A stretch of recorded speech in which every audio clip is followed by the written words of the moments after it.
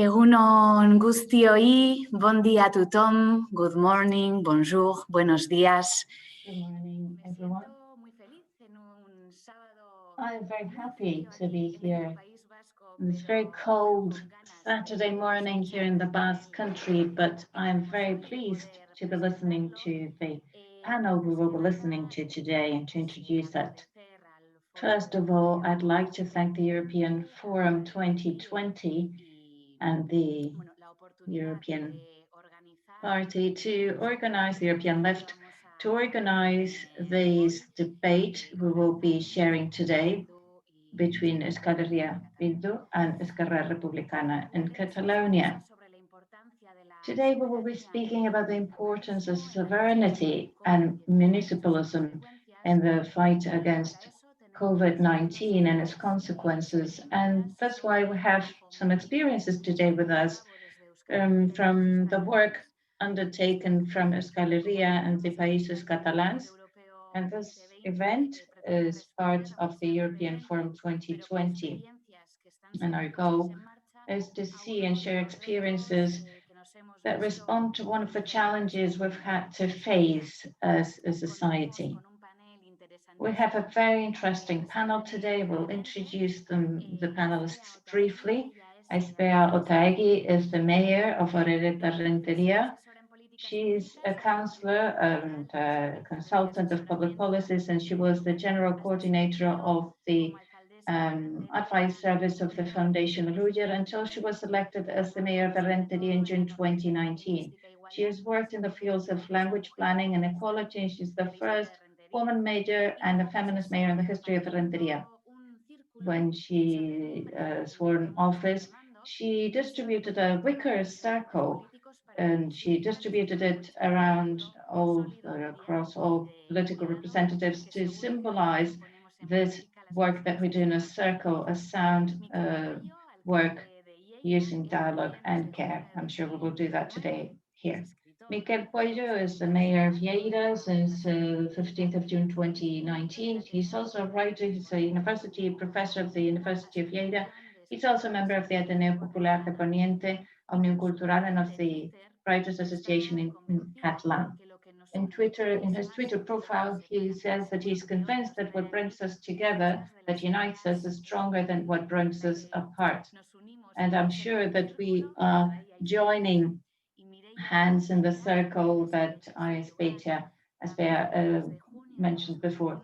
Mireia Ingla is the mayor of Sant Cugat since the 15th of June 2019. She's a lawyer by profession, and as a lawyer, she worked in family law and property law. And then she also had a PhD in a postgraduate course in mediation. And this experience she used to work together with the charity Caritas in the years of the crisis of the property crisis, and I'm sure that she's taking all this into her work. The three of them have started the first term in office in a situation that was unprecedented, and they had to put life at the center. I think that using their prior experience and perspectives that they had from the professional field and their activist field, they've worked in the best way possible. And today we're going to steal some time from them, from the busy schedules, to share some of the important keys to understand their tasks. And finally, Meritxell Serret will be in charge of presenting a summary after the three speakers and giving some space for the Q&A. For those of you who are following the event through Facebook Live and Zoom, the event has been recorded so that we can go back to these very interesting ideas we will be sharing today. And those of you who are following the event, you can ask your questions using the chat, using the Q&A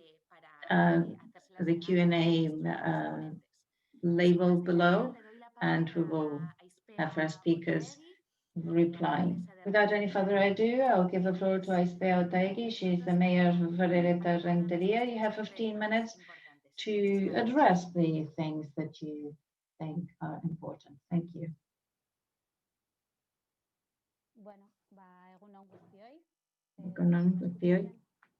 Can you hear me?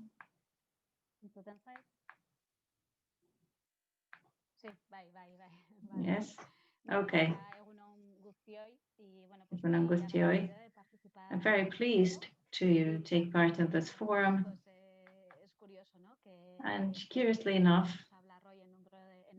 those of us who are going to be speaking about our municipalities are three newcomers to the municipal power, to the municipal field, and we've had to face this very complex situation just as we came to office. I'm sure we're trying to give the best of ourselves, and it's a real pleasure to share experiences with you in this space. I will start speaking about the municipality I represent. We are 40,000 inhabitants here.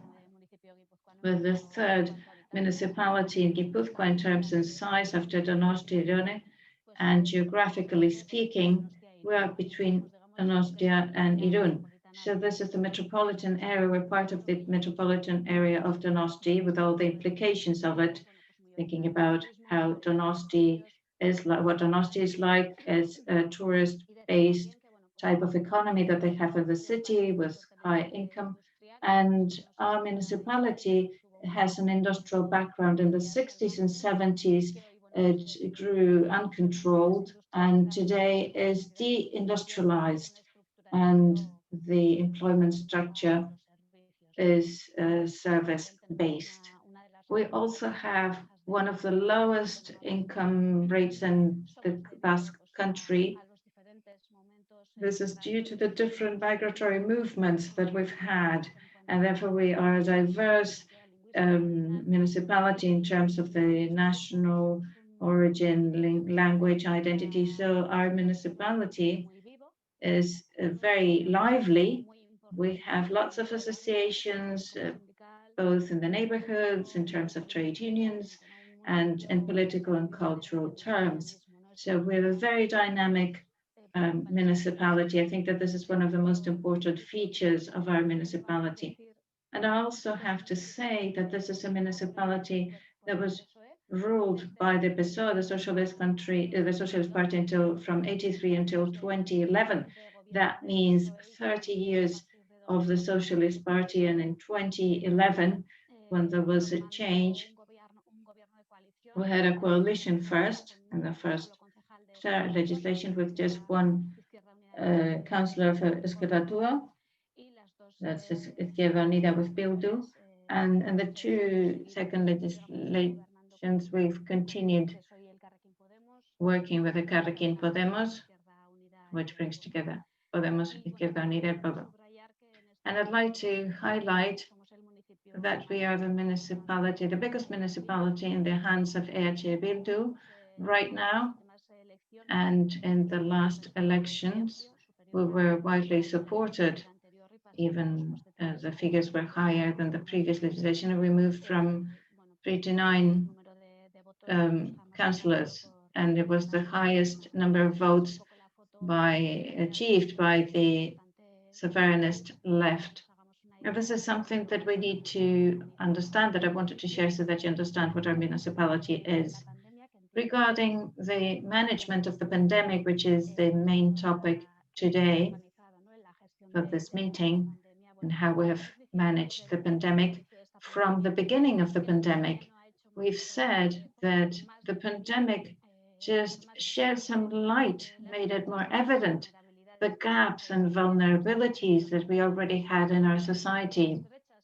Just like the gaps and vulnerabilities have become more evident, have been brought to the fore, our way of doing politics has become more evident too, the way we work. And the model has become more evident in terms of the strategies that we have developed to face this dire situation and this very complex situation. I would like to highlight 6 points. First, transparency. We've been transparent, we've managed this transparently, and the co-responsibility messages that we've sent to the population, we've always tried to be co-responsible. We've thought about the situation in terms of mutual care, because we think that citizens have felt comfortable in this way when they were positively interpolated and asked to act. And I think that those messages of so-called co-responsibility have been well received by citizens, and citizens have felt that they had an important role to play. Secondly, I say that we've started articulating different responses to the needs that we've seen as the measures were taken to face the pandemic. The municipalities have felt that it is at higher level in other institutions where they've made decisions about the pandemic, but they have not thought about how to sustain the groups that were going to be affected by the measures adopted. So it was precisely municipalities who've had to maintain and back those communities. So when we've had measures to support measures in other levels of power, then this has not reached the citizens, or they have been delayed. This is a day-to-day situation we've faced in our municipalities. So we did have to articulate our own responses to the needs of citizens as measures were introduced to face the pandemic. Those support measures to the affected groups and people have been articulated by municipalities as the needs appeared. A third point is that we've always thought about a basic principle in our policies that we need to achieve a minimum of welfare to those who are worse off. This has to be the measure of the general well-being and how we measure it. So care has been one of the most important aspects, and we've tried to think about care and supply care to the sectors who are more vulnerable. For example, the elderly. This has been a group of people that has been particularly affected by this crisis, but we're also speaking about other specific groups, such as, for example, women who are victims of gender violence, the LGBTIQ plus group, and we've all come together. We have brought them to the core of our activities because we think that indeed they became more vulnerable with the pandemic, and that was evident. But we've also thought about care for other groups, such as, for example, people who are working in the non-formal economy and also in local businesses, the cultural sector. We've tried to articulate different policies to address all those groups depending on the situation and as we saw fit, depending on their needs. And we've always followed the guiding principle of achieving a minimum standard of welfare for those sectors that were particularly affected by the situation. A fourth element I'd like to underline is a constant dialogue with the stakeholders. This was for us important in terms of giving meaning to the term co-creation and co-participation. We've tried to articulate action that managed to respond to the needs of the citizens. And I think that another guiding principle was to be fast to respond to the needs of citizens of today. Now, this is something we've done without thinking about the specific powers of the economic possibilities that we've had. That was a priority for us, and we didn't wait for higher instances to respond, even if they had the powers to do that, if they were politically responsible for it.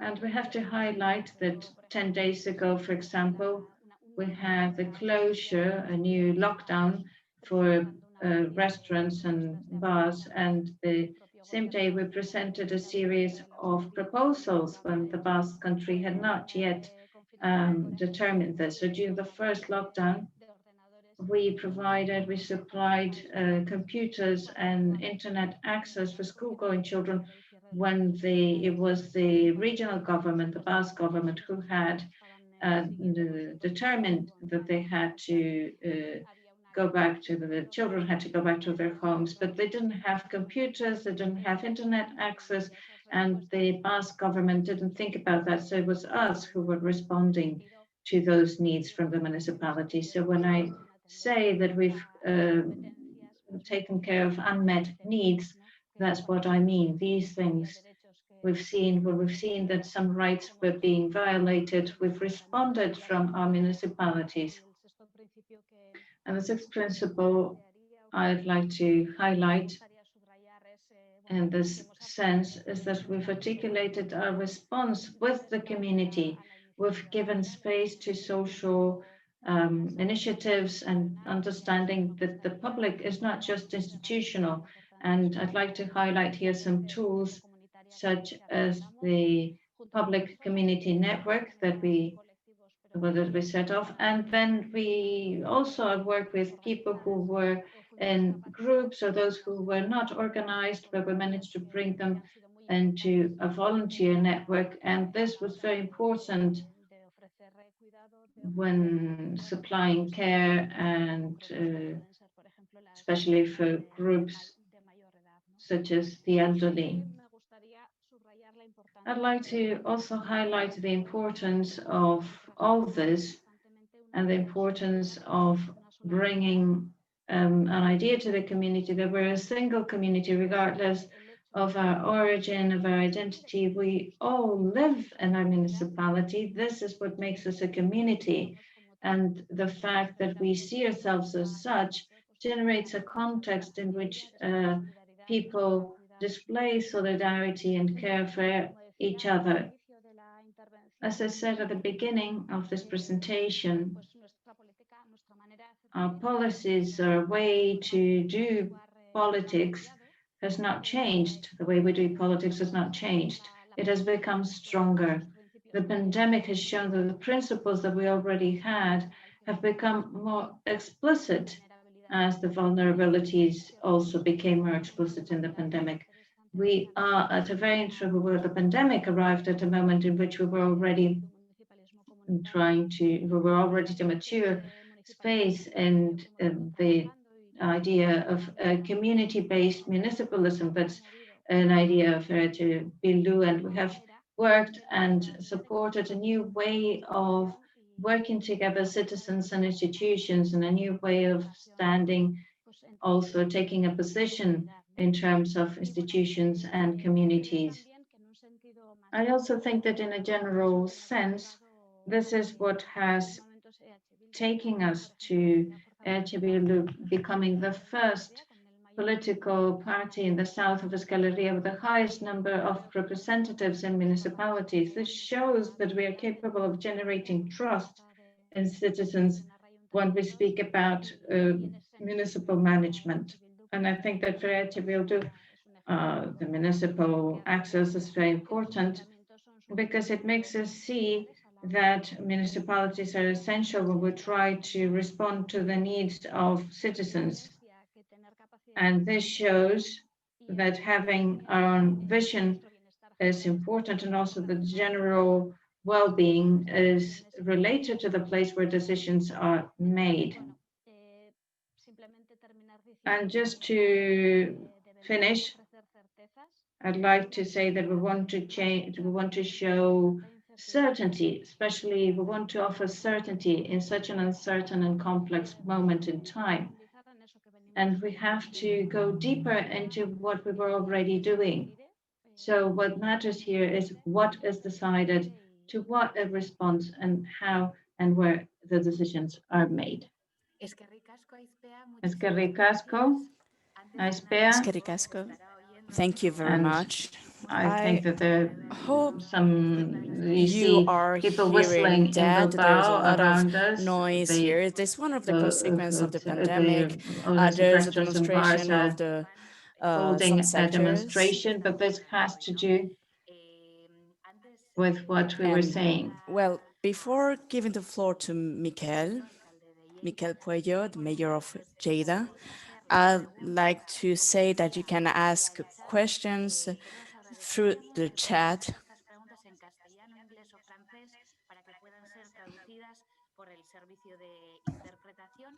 Y le doy la palabra directamente a Miquel Puello. Muchísimas gracias.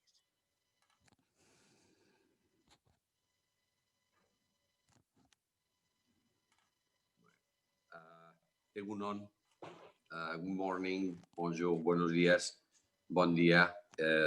Gracias por invitarme a esta charla coloquio. Es un placer compartir. Egunon, thank you for giving me the floor in this meeting. It's an honor to share experience with and Mireia. I represent a city that has 140,000 inhabitants, government by the Socialist Party in the last years, and we found a huge debt, 175 million euros when we came into government, a big percentage of the annual budget. And when we started to plan how to face this situation, we later on were hit by the Covid-19. Data is a hub for services and to the food industry. It is also an educational city. We have a university, University of Lleida, and a technological park for the agribusiness. And we are the larger city council, well, when it comes to inhabitants, of course, we're not getting to the debate, that is governed by Esquerra Republicana. As Isbea said, the city councils are the closest institutions to the public, to the citizens, and we receive directly all the complaints, all the problems of our neighbors. And as civil servants, we can not just say, this is not our job, this is not our work. On the contrary, and in the middle of this crisis, such as the COVID-19, not only a health crisis, but a social and economical crisis, our response should be as clear as possible. We are the most voted party. We governed with the Commune of Lleida and Junts per Catalunya, and that some of these parties belongs to the Podemos scenario. And we are a left government. The Lleida City Council has a traditional name, the Paeria, that means space of men and women of peace. We undertook some initiatives so we can put people in the center, and so we can find this difficult balance. And the pandemic showed us that we are vulnerable beings, and we are vulnerable in this social, economical, and health context. We thought that we were invincible, and not at all. We are very much vulnerable, and this is actually positive. I think the pandemic highlighted the vulnerability of cities, of collectives, and cities has two characteristics that make them vulnerable to epidemic, which are economic activities. We can regroup a lot of institutions, enterprises, etc., what we call agglomeration economy, and of course, the people concentration in order to attract talent to those enterprises, to these companies.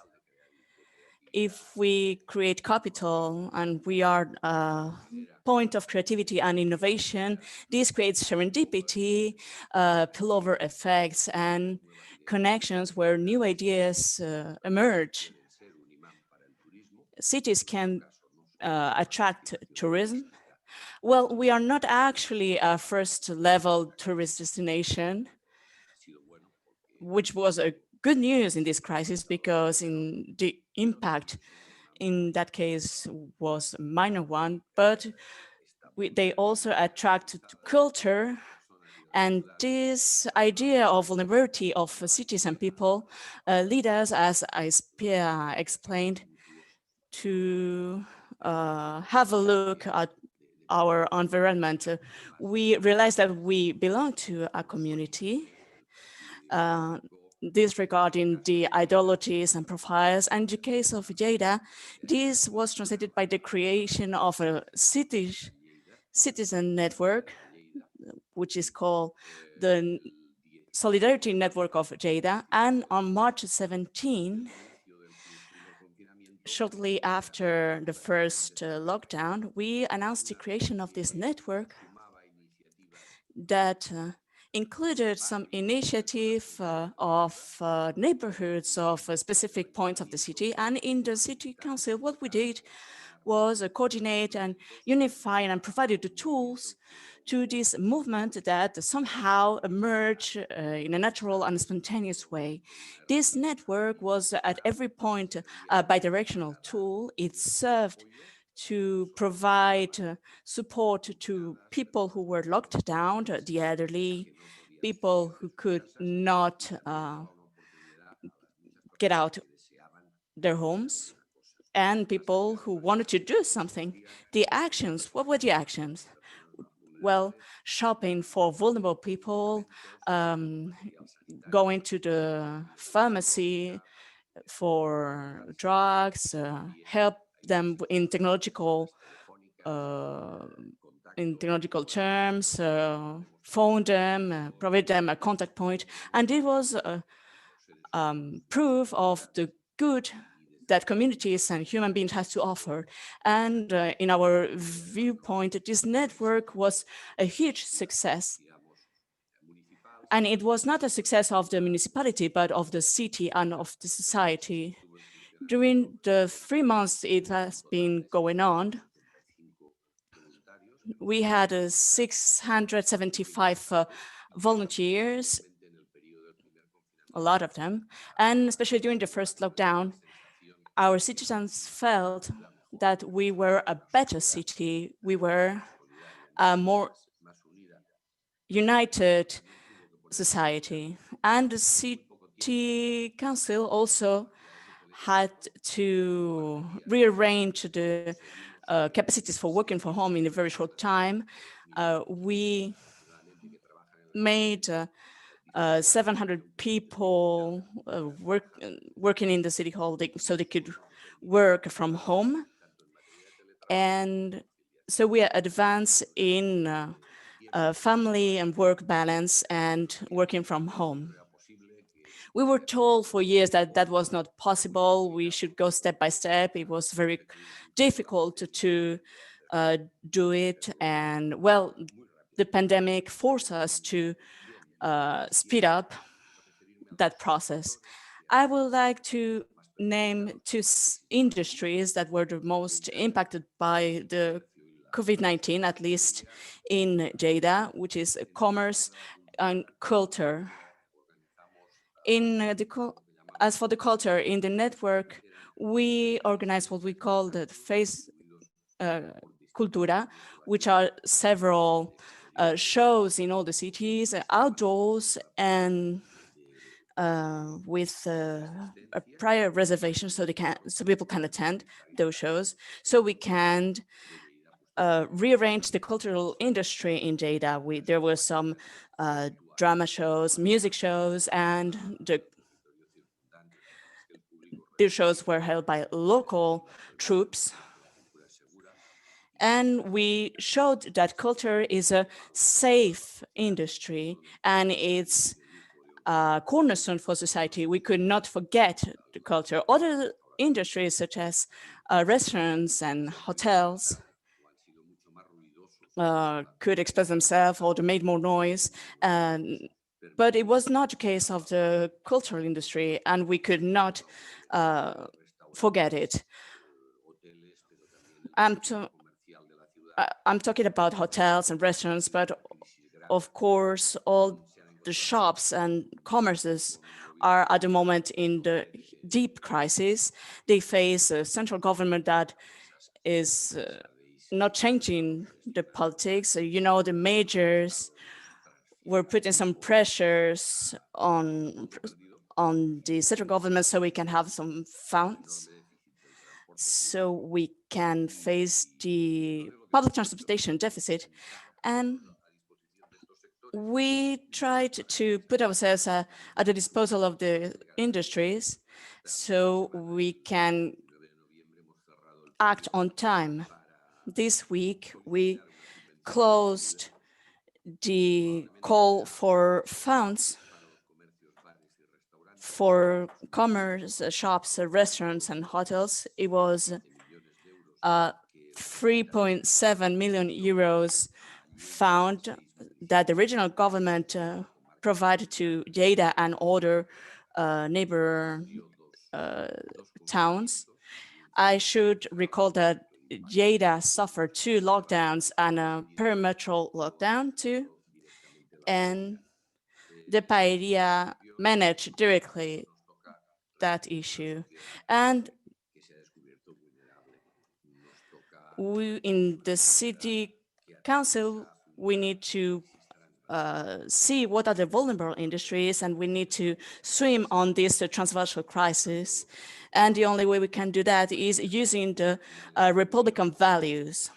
At the end of June, Esquerra Republicana introduced what it's called the recipe for the future Catalonia. It has 7 ingredients, and as Republicans, we wanted to activate the 7 ingredients, which is the reactivation of economic, the balance of family and work, ecological translation, culture, and construction of this republic of fundamental rights and freedom, among others.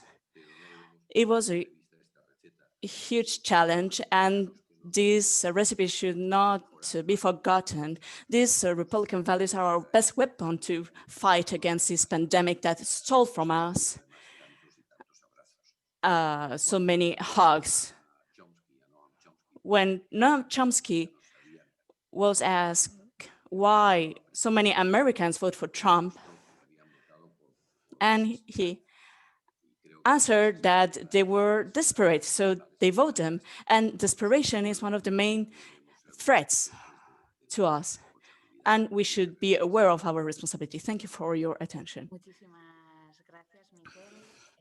Thank you, Miquel. Thank you for this ending.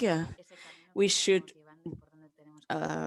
think about our path and what should be working in. And I'll give the floor to Mireia Ingla, Mayor of Sant Cugat. Bon dia, egunon. I will say hi in English and then I skip into Spanish. This session organized by Bildu Esquerra European Forum to share the experience of city councils, the local administration during the COVID pandemic. Let me first send my best regards to my colleague and Paen Cap de Lleida, Miquel Puello, and the Alcatea de Orereta, Aizpea Otaegui. As mayors, we are aware that the local administration is always at the forefront.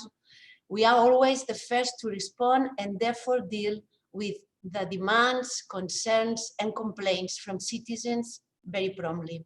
This has all been made visible during these very complicated last months as the pandemic has resulted in a social and economic crisis.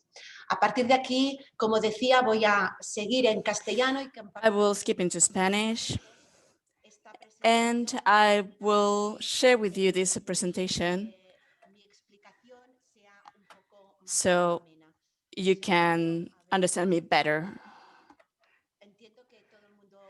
I understand you can all see my presentation.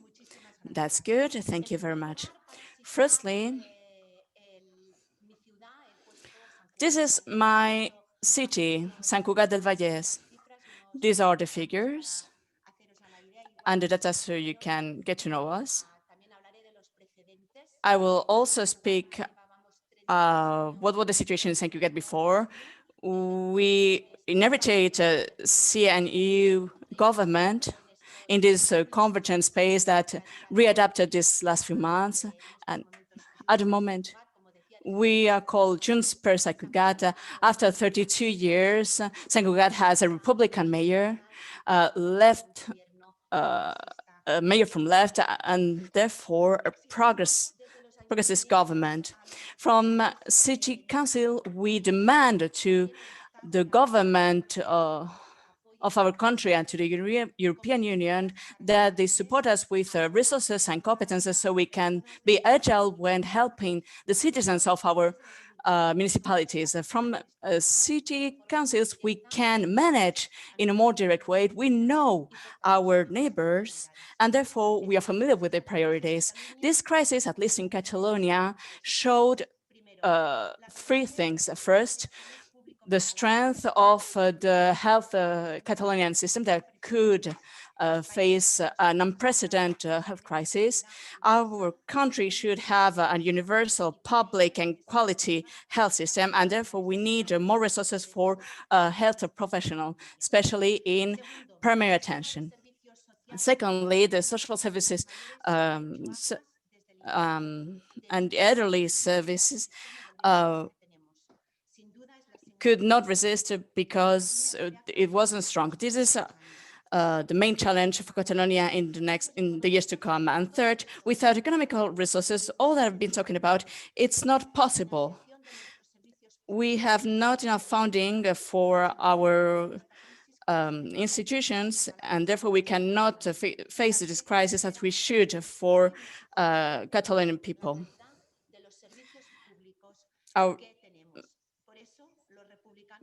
Our funds do not match the quality of our services. Catalonian people demand the resources for a better service. Then, and we'll talk about the resources that the city council is provided to COVID, but people do not only need economical help. People want their representatives to hear them and to understand them. They need empathy and love because the situation of many people is critical. Sometimes during this crisis, we rather have a call from the mayor than some funding.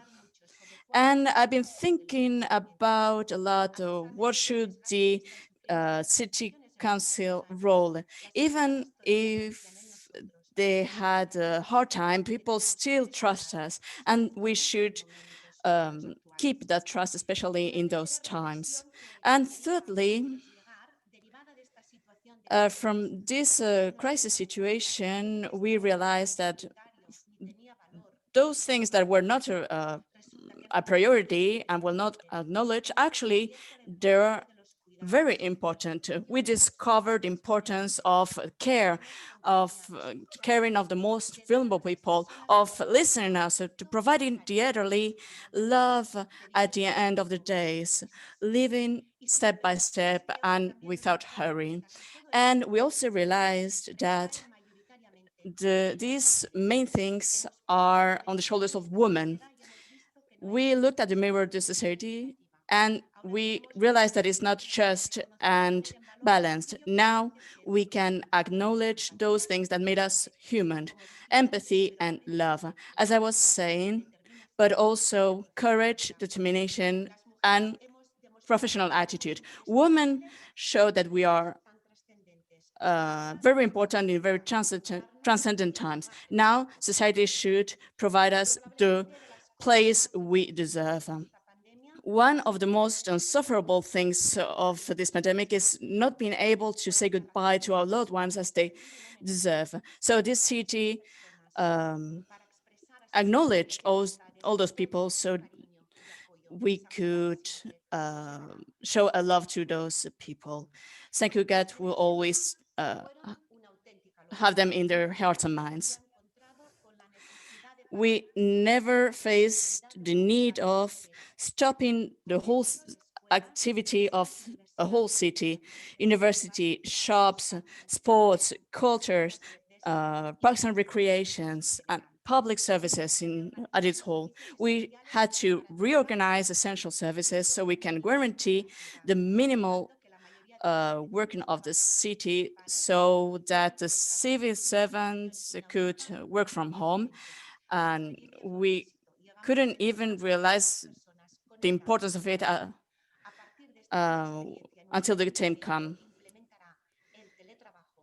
And from now on, this city council will include working from home. We also had to take on the elderly people and nursing home. We have 16 nursing homes, but we have not enough staff. So the city council has had to organize them overnight, and we provide them with all the tools needed. Obviously, the social aspect was the first to reinforce, so we could pay attention to vulnerable sectors and vulnerable people. We were concerned by the digital gap among students, so they can follow the academic year. And so we provided with connectivity cards for the families in need. This is one of the measures we're most proud of. We also provide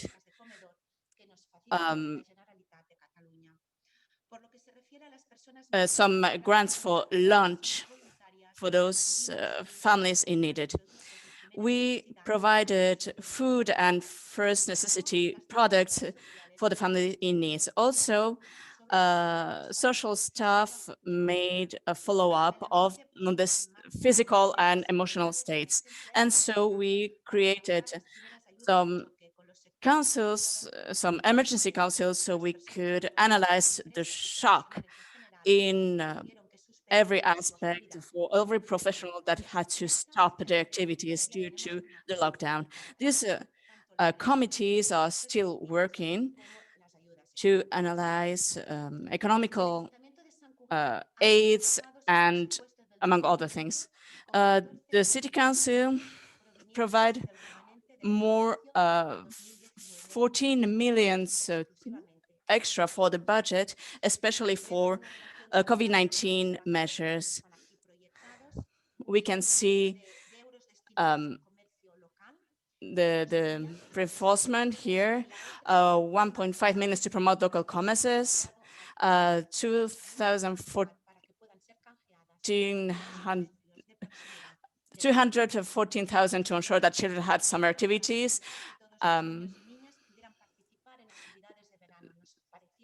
We thought that it was very important that the children were taken care of.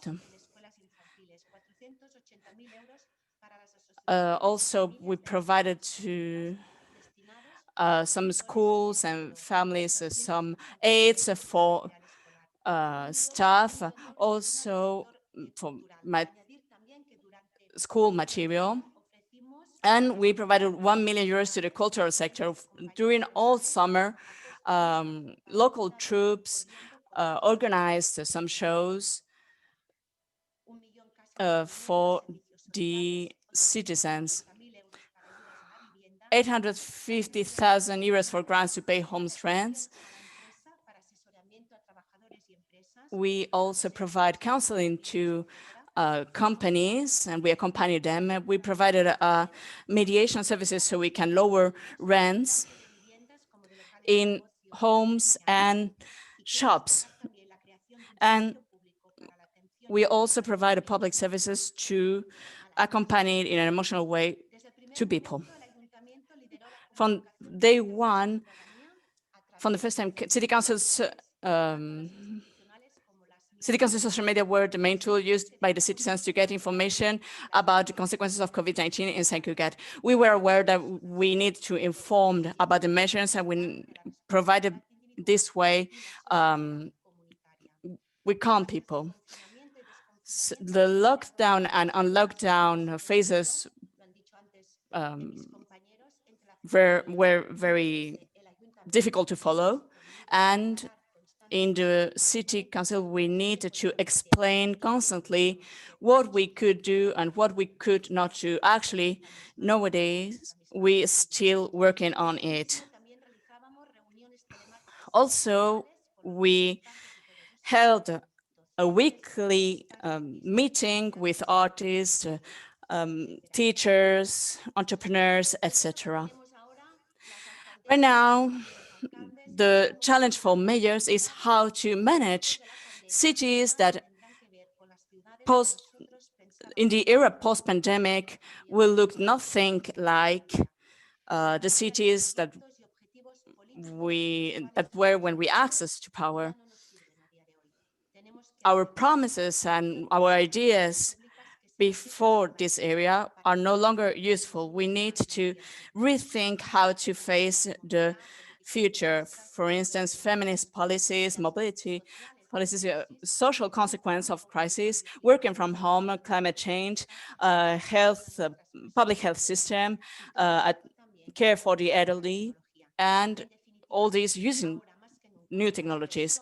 And now, even more than ever, people should be put at the center of public policies. And to conclude, I would also like to stress the need that recovery European funds are not managed only by the central administration, but different government levels should be taken into account, included local words. St. Cugat is already preparing some project in this regard. We want that these European funds allow us to step forward into the Republican model that we want to Catalonia and the Basque Country and escape forward a more just society. Thank you very much. Thank you, Mireia, and thank you, three of us, because you stick in time. And right now we have the time for participants to ask the questions. As we said, you can ask your questions via chat, and I will inform the panelists of the question. Well, I have the moderator power, and there are no questions yet. I will seize the occasion to ask you this to the three of us. It is true that you share a lot of experience, political experience, life experience, because for the three of you is the first mandate. They are the three shared mandates with different parties, and you are talking about including love and care. You stressed the work done at the community level. These are different way of governing. We are not used to work in that ways. We call that community municipalism. And at the end of the day, it's just sharing experience and thoughts between citizens and the city council. You are the ones in touch with reality, so you walk through in the streets and you know the daily life of the citizens. So the question is, how do you manage the balance between the politics and the daily life? How do you translate it into policies? Well, I will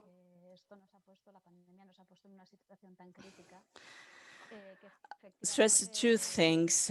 We are put in a very critical situation, and well, we had the sense that we are even more a community, and from the institutions we work on that message.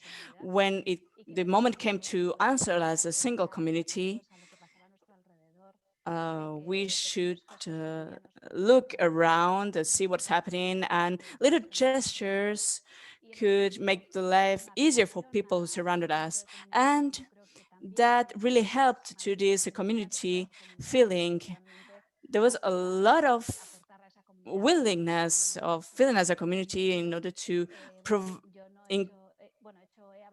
participate in the general well-being.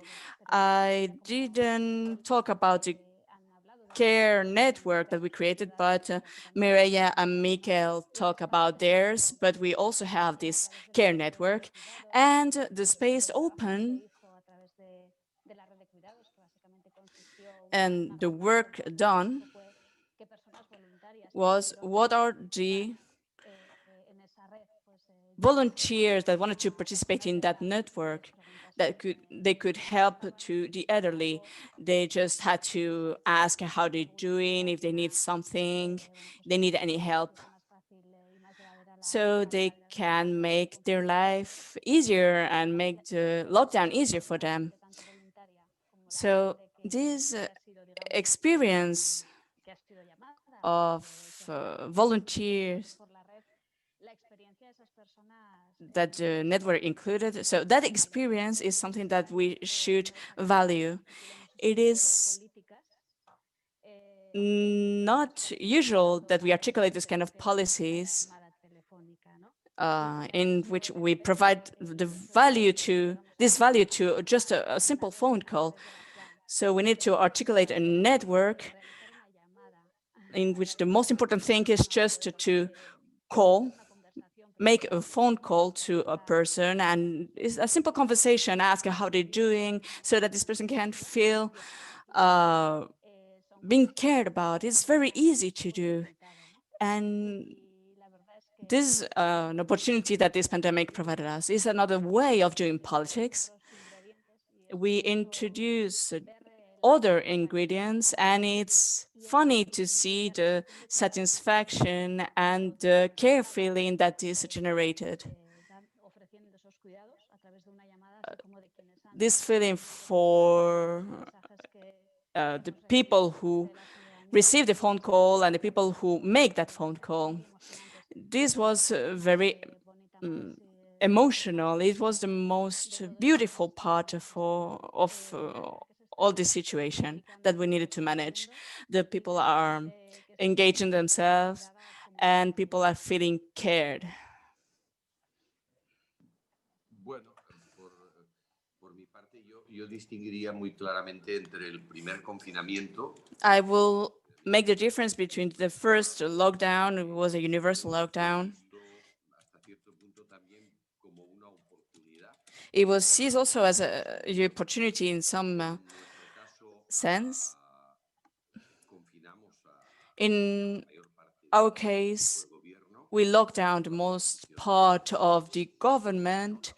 The opposition also, it made no sense that they kept on moving. And the first feeling that we had was the need of having protection equipment. We had nothing. And finally, we had the protection equipment thanks to a Chinese town, Hefei, which is a sister to Jeddah in the border with Korea. So we receive more help on behalf of Hefei that from the regional or national government. During the first lockdown, many things happened. We had to take care of homeless. We organized a sport hall. Since then, I say that there's no space dedicated to a specific activity. At the moment, we have a sport hall with hospital equipment, just in case. This is a source of tensions because there's a local hockey team that is not happy about it, or also we had to cut a street because we need to make some tests, and next week we are habilitating the bus to provide these tests. And while also seeing the city empty, local police was very touched at the beginning by infections. Well, we faced every kind of situation. We in our job we love to attend marriage and to marry people, but right now it's a risk. And well, I had to face the situation, and I had to celebrate an articulo mortis wedding, which means that the couple were not in good shape.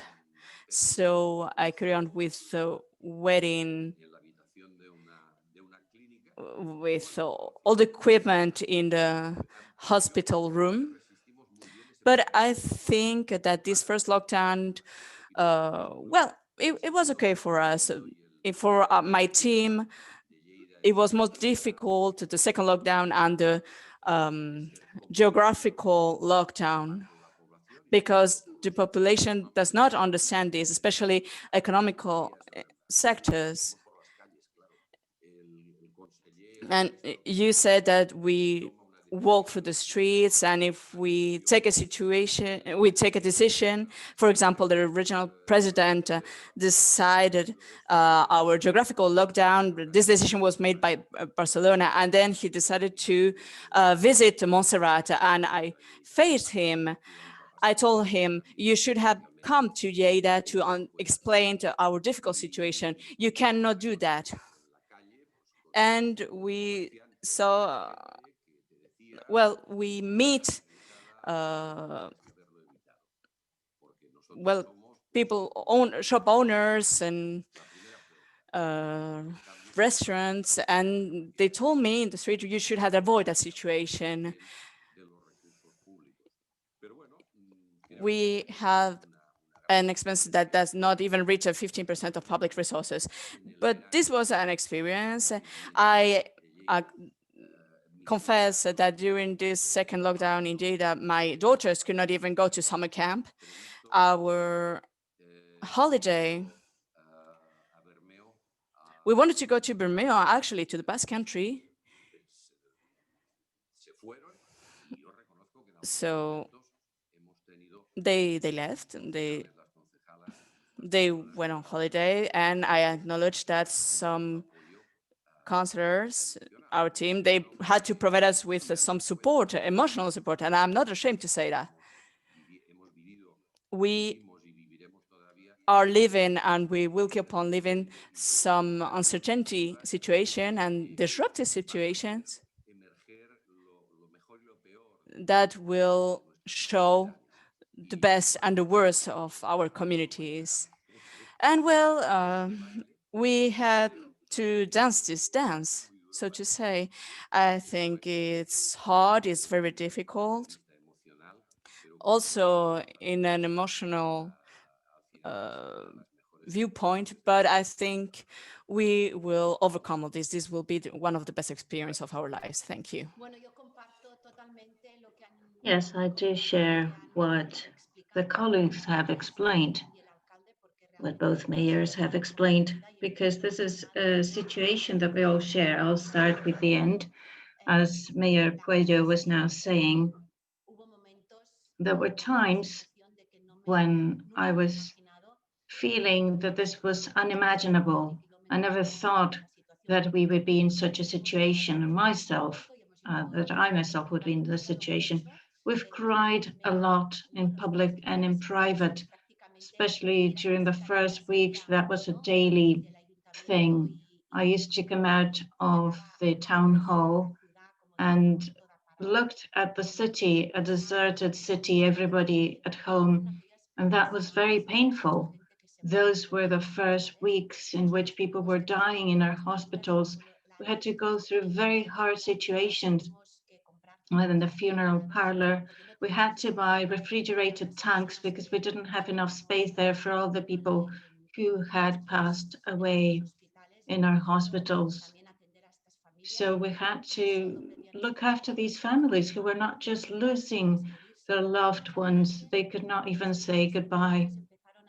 Later on, in hospitals, they started introducing the possibility of communicating through tablets, through mobile phones, and this was an opportunity for the families to at least have the chance to say goodbye or be with their loved ones for a while, but this was not possible during the first weeks. I think that just as anything else, and in these terrible times, we also have to find our opportunities. So you asked at the beginning what's happening with our coalition governments in these difficult times. I think that this was an important opportunity to make our coalitions more consistent, because we were all looking towards the same goal, towards the same target. It was our city and our citizens. So we've made the best. We've tried to do our best. We've spent a lot of time together. We were trying to keep each other company, because some days somebody was feeling a bit low, the other day was somebody else. So we've tried to support each other at all times. As a city, this community-based solidarity was an amazing opportunity. In the first weeks, we had PPEs, gloves from places, masks, etc., that I never thought that we had them in Sant Cugat, because I never stopped to think about this. I never realized. We started getting boxes and boxes and boxes with these with the protection material that we had to forward to the homes for the elderly. It was a nightmare, and many people were dying in the old people's homes. And we also sent them to the shops, to the essential services. And I'd like to also acknowledge the role of all these people working in the essential services, the cashiers of the supermarkets. They're all invisible jobs, but they're always there. It's always women who are doing these jobs, low-paid jobs, and with little social recognition. For example, all the people who work in old people's homes, we never thought that they were so precarious, and now we realized that they were so essential.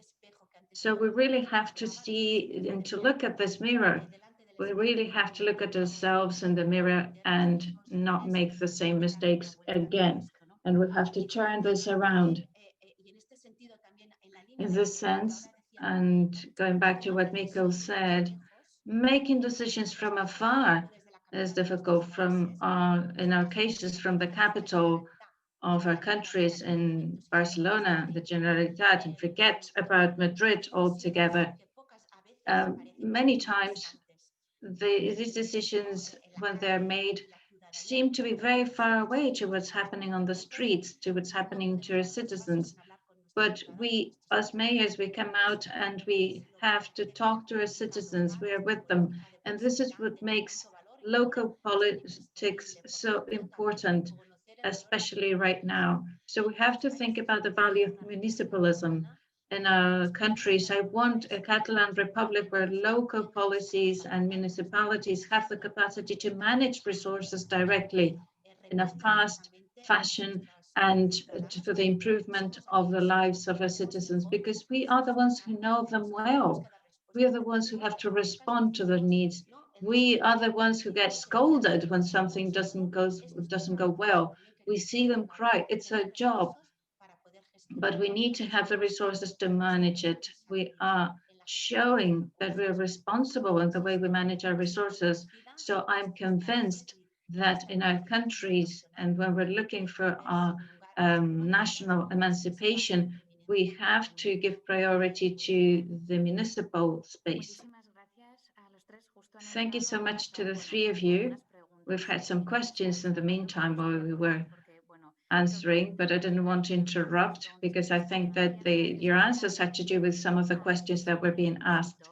I'd like to thank Alessandro Esposito from Italy, who has shared an interesting reflection around the Stability Pact, etc. But as we do not have much time left, what I'm going to do is to ask one of the questions to each of you, and I'd ask you to be very brief, just 1 minute, so that Marichel can share her summary of everything that has been happening.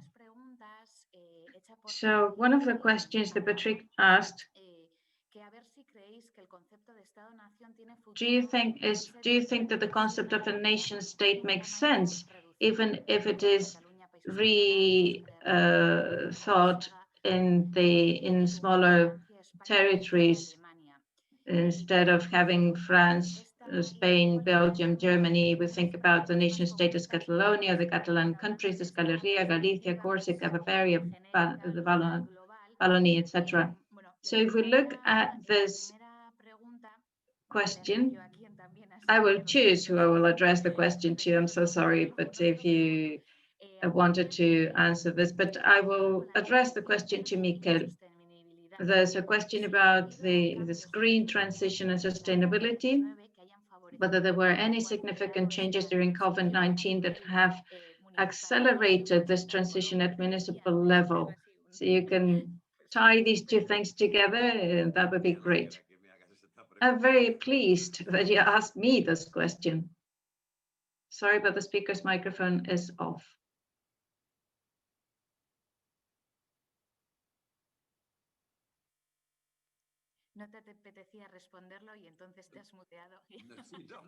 Sorry, you didn't want to answer, is it? That's why you muted yourself. No, quite the opposite. So we've changed, for example, the traffic order. So we are now in a 30 km/h city. This is the first month we're testing this to see what happens. In December, we will assess this.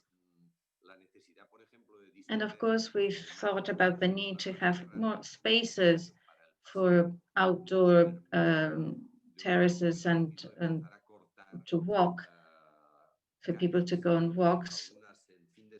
Forced us to stop traffic in some of the streets, and especially during the weekend, and then especially around schools. We've changed some of the streets into the school's yard. So I think that this is, I do not have the figures, but I think that this has improved mobility by bike and other similar devices. Maybe the problem we have now is that public transportation is not being used. It's gone down in around 50%, but I'm sure that we will move faster in this ecological transition and the decarbonization of energy, also thanks to what's happened these months. It's a paradox, but that's what I think. Thank you. Thank you very much, Mikel. So the next question, I will address it to, this is the 30 km/h city. Oh, okay, so this is the plan. I'm sure that we can download it from your website, I guess. So ISPEA, they're asking about the importance of investing in social policies in these COVID times. What are the obstacles that a municipality has, and what are the opportunities to face those hindrances or obstacles? And I'd like to tie this to another question about how you have managed diversity, thinking that many people are undocumented, and what kinds of activities you've fostered in this regard. Okay, so regarding the importance of social policies, I think that these are one of our most important municipal access. We think that social cohesion in our community is one of the most important aspects we can think of. Social policies help us become a highly cohesioned community.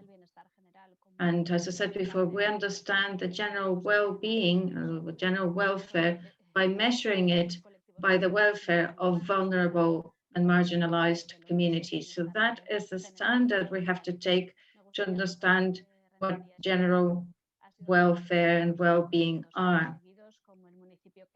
And our municipality has been recognized for the past 2 years already as the municipality that invests more per person.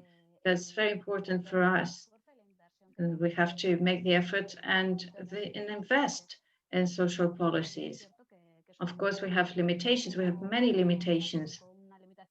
A basic limitation that was mentioned already has to do with our resources.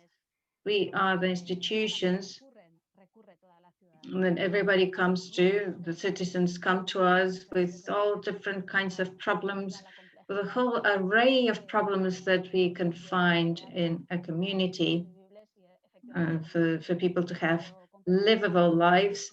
And we have limitations in terms of powers and resources. So I would like to myself also support the idea that municipalities and cities are considered whenever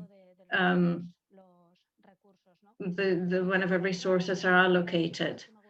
Another aspect I'd like to highlight, and that has been very clearly put in the pandemic, is that the administration many times generates invisible groups.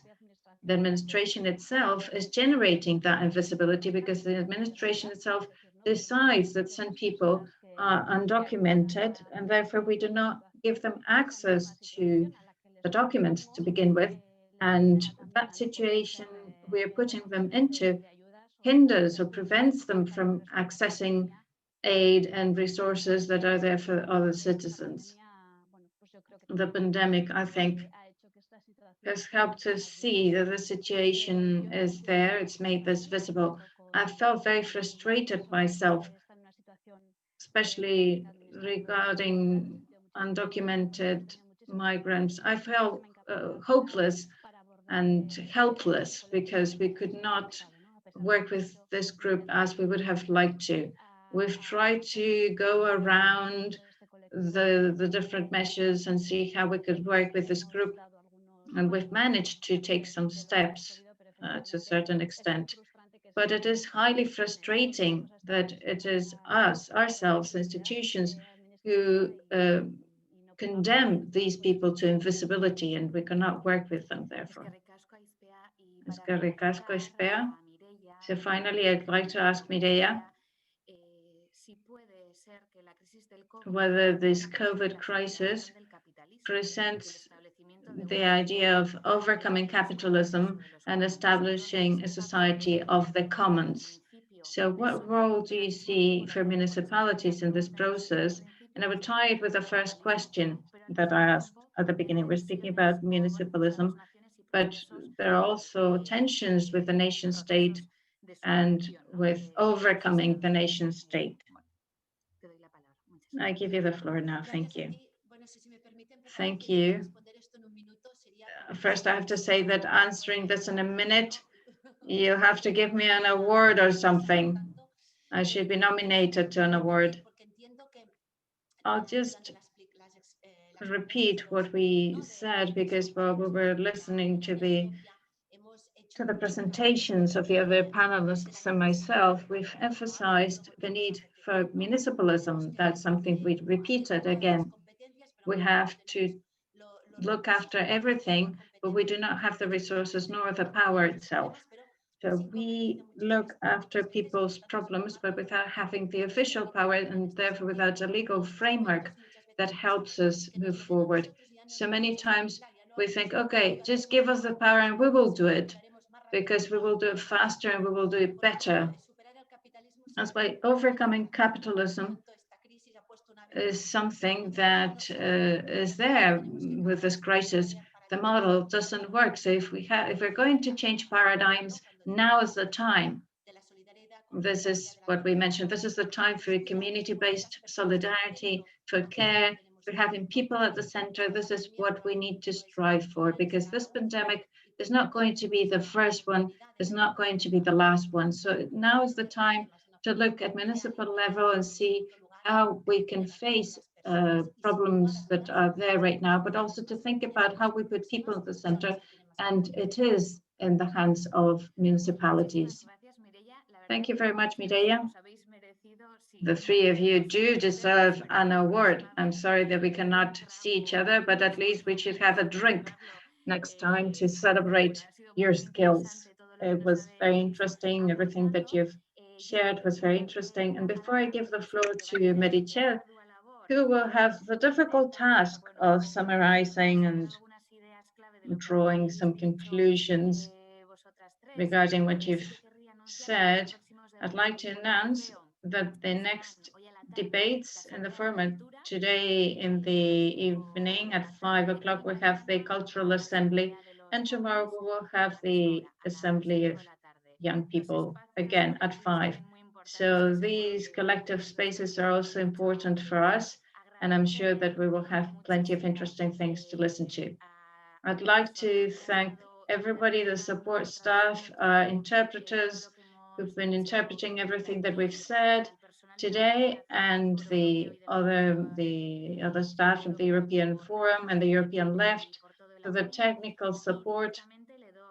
And I'd like to now give the floor to Meritxell Serret so that she can summarize and conclude the session by sharing the most important ideas that we've heard today. Thank you very much to the three of you, of course. Hi, everyone. Let me see whether I can switch on the camera. Egunon, bon dia, molt bon dia a tothom. Good morning. First of all, thank you very much, Oyana, for your work as chair of this panel, and thank you for organizing it. Aisbea, Mikel, Mireia, thank you so much for your presentations. They were of high quality, not just as politicians, but as people, as individuals who are now leading municipalities. I think it's that human character that you've conveyed that's so important. I think that the change that we're pushing for the left-wing parties and the Spanish Republic, the Republican parties in the context of the Spanish state, that's what we are also advocating for. And this means that we're changing, and the COVID crisis has made it very obvious. We were coming from a context in which we were speaking about different transitions, a green transition, a digital transition, but we also need to go through a transition to finish and to end with the inequalities stemming from capitalism. And as you've said, the digital transition has accelerated its pace, also the transition to a more environmentally friendly society, but we also need to transition and accelerate the change in socioeconomic policy so that we can bridge the gap in terms of inequality. The first aspect of it is gender and the gender gap. We need to empower women so that a feminist perspective is present in all policies, so that it is mainstreamed. You've also shared the message that we have to consolidate the change. We have only recently accessed power. This was in our country in the hands of those systemic parties. But now we are pushing for that change, and we have to consolidate it now with our new policies and with our new ways of developing and of doing politics. And I think that you've explained this very well, and Aisbea summarized this very well in the concept community-based municipalism. That is the idea of being very close to people, as Mikel was saying, to feed into this feeling and to nurture this feeling of community. And it is going back to the values of the Spanish Republic, the republics of fraternity and solidarity, because if we only have individual freedom and we do not have community freedom, then we are not moving forward. So we're advocating for a change in which we do not have invisible groups, as the colleague was saying, and undocumented, so-called undocumented people. So we really need to move forward into a highly cohesioned society. That's also another thing that you've mentioned, and how you have used these values in the COVID crisis. You have adapted in this context and always having people's well-being as the priority item in everything you do. And you've shown how we can be there for people, be by their side with this public service vocation, and also emphasizing an aspect that's sometimes forgotten, and that is culture. In a neoliberal environment, we usually think about culture as just entertainment, and we forget that culture has a lot to do with the well-being of a society. And we also have to think about this concept that we had in the past, and which is public and universal health. This vision of health as a fundamental part of society is linked with care and with the national view of society. You've also discussed a post-COVID world and how we have faced the crisis is going to determine the future. You've discussed mobility, care for people, work, everything that has to do with management. And as I said, having people at the center. And we also have to think back and go back to a multi-level approach to power, and that we have bottom-up approaches and give power to those who are close to people, that is the municipal sphere. Thinking about all this, we have to emphasize the values that Michael was stressing in this post-COVID situation, that is to foster welfare state and a production structure that looks at people, that takes into account the well-being of people, that thinks about sustainability and focusing on life, sustaining life, and focusing on culture and rights and duties and a good understanding of them. I will try to prepare a better summary for next week for the closing ceremony of the forum.